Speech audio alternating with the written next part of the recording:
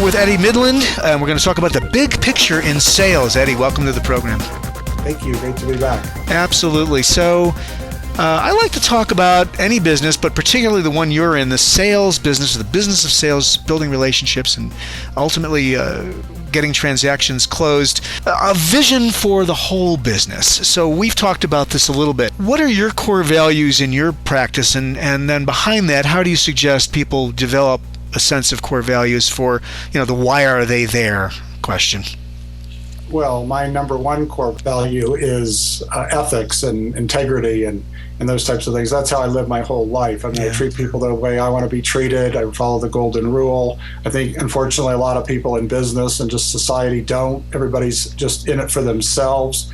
And I think it comes through loud and clear with me that I really do care about other people. And frankly, I love people. I think it's fascinating to learn about other people. Yeah. And so with my job, I don't even consider it a job a lot of the time. I just look at it as going to visit friends. I went to see a gentleman this morning who's an architect that I hadn't seen in a couple of years, and it was really fun. Just listening to what is going on in his life and just catching up with him. And then I just quickly, literally in 5 or 10 minutes, showed him the new products that I'm handling. And so my core values are just staying in touch with people and, being myself. I think a lot of people try to act like someone else, and, what people see with me is what they get. I'm just a true, honest person. I like to be around people. I like to have fun.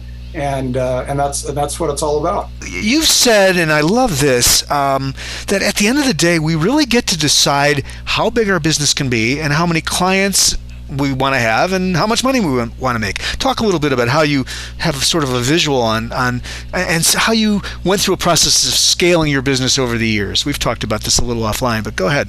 Well, when I first started my business, I was just handling carpet lines. So I was representing manufacturers that just made carpet. And really, when I first started my business, when I was 29 and back in 1988, so I've been doing this a long time, I just represented carpet mills. And the reason I started my own agency is I would go to clients and I would show them the one line of carpet that I had.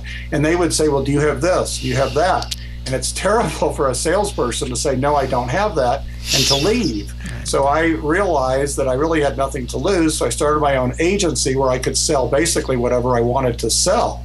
So that's what I did. And I've expanded my business over the years to include hard surface flooring, sports flooring, entrance and walk-off mats, even things like lockers. And it's really nice to be able to work on a project with someone, and the odds are very good that they're going to use at least something that I have. Also, it's nice for my clients because they can use several of my products, and it actually saves them time. When they're meeting with me, I can show them samples of many different things that they need on a project. And again, it saves them time and makes them more efficient and makes me more valuable to them.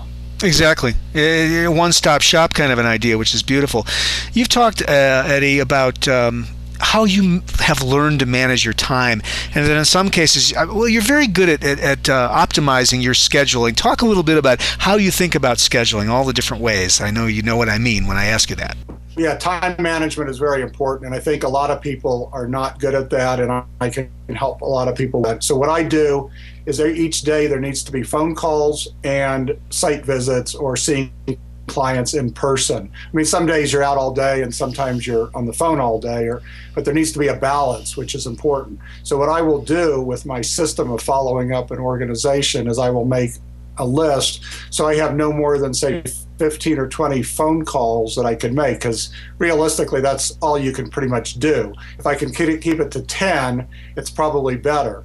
So the point is that I need to have time for the unexpected, because the critical thing is when a client calls up, I need to be able to answer the phone, take their email. I need to be able to respond quickly, because that's the sign of a top-notch salesperson, and I can help people understand all that and be good at that. So also when I'm out in the car, so if I have 4 appointments in a day, I don't want to try to have 8 appointments in a day. It's just too much. I don't ever want my clients to think I'm rushing. That's a bad thing. Sometimes appointments might be shorter. So what I will do is when I get back in the car after an appointment is I'll take my time and I will make my notes, again, like we discussed before, of all the things, but I will also check my email, I'll check my voice messages, and I will take the time right then to return the call. because that is the most important thing. I guess there's a lot of important things, but to me, that's the most important thing, is to keep the client, stay on top of things with your client. So those are the kinds of things that I do, is not overloading myself each day. And also, salespeople, like everybody else, we need to take breaks. I mean, you don't want to just work yourself to death. I mean, we need to take time to get out and get some fresh air, walk around, those types of things. You've also talked about the fact that you need to recognize as a sales professional when you're spending too much time on the wrong clients because you're just not getting a return on your investment of energy with them. Talk a little bit about that. That's a good point. When starting off, what I tell people is don't call on more people than you can manage. And each person is different. So I tell some people, look, just call on 5 people or call on 10 to get your comfort level. And then as you keep calling on these people, and again, each industry is different, each person is different, but let's just say as an example, you've called on someone 5 times over a year or 2-year period, and you just don't think you're clicking, or there's not quite something right there. The best thing to do is to be honest with the person. You've gotten to know them, they know your name, you know their name, and just say, look, I've been calling on you, I'm really interested in doing some business with you. Could you give me some advice? I'd sure appreciate your help. And putting it a friendly way like that is really good. And then most people will be honest with you, and they'll tell you, look, we just don't have a need for your product right now. Or maybe they'll tell you that they like another salesperson better. The key thing is to know where you stand. I mean, I hate as a salesperson not knowing where I stand with someone, good, bad, or indifferent. And so I'm pretty open with that, and in a nice way, though, just so I know where we stand. And also, there's some clients that are just not worth calling on for whatever reason. We don't match up psychologically. I mean, they can't get along with everybody. And salespeople think they want to call on everybody and get orders from everybody. It's not going to happen. So the people you're not making progress with, you need to size that situation up, having a talk with yourself, or talking to peers, or just go talk to that person and tell them you're interested in doing business with them and what do they suggest, and putting it on them.